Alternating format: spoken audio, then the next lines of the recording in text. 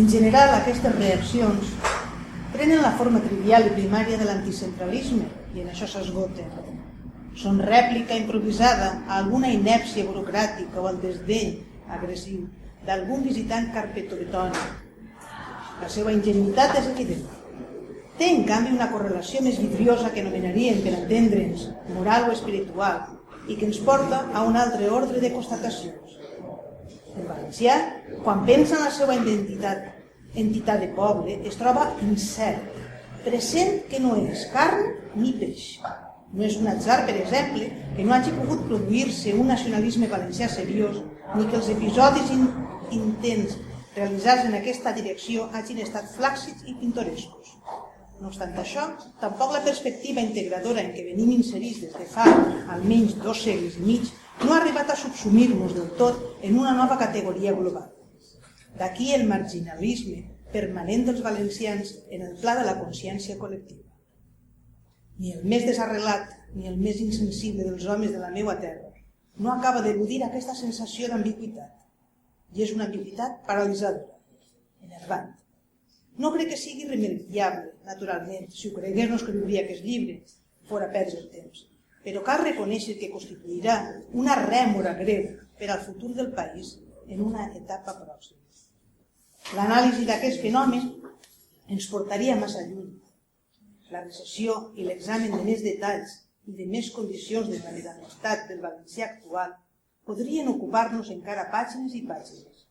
Ho deixarem córrer, però el desconcert nacional dels valencians no és cap secret per a ningú i seria pueril de no voler-ho explicar amb la mitja dotzena de tòpics que són de rigor en tals casos. Sobretot, seria ridícul de transferir totes les responsabilitats, posat que responsabilitat sigui la fórmula justa, a l'altre. Res més senzill ni més confortable per a un poble com per a un individu que considerar-se víctima i atribuir l'origen de les seues desgràcies o dels seus errors a una dolorosa interferència aliena. A casa d'algun il·lustre patriota engagé i fins i tot en algun museu públic del País Valencià hi ha severs retrats a l'oli de Felip V penjats cap per avall. La ira vernacla es projecta romànticament sobre el primer Borbó espanyol i la inversió dels quadres és una venjança simbòlica ben significativa.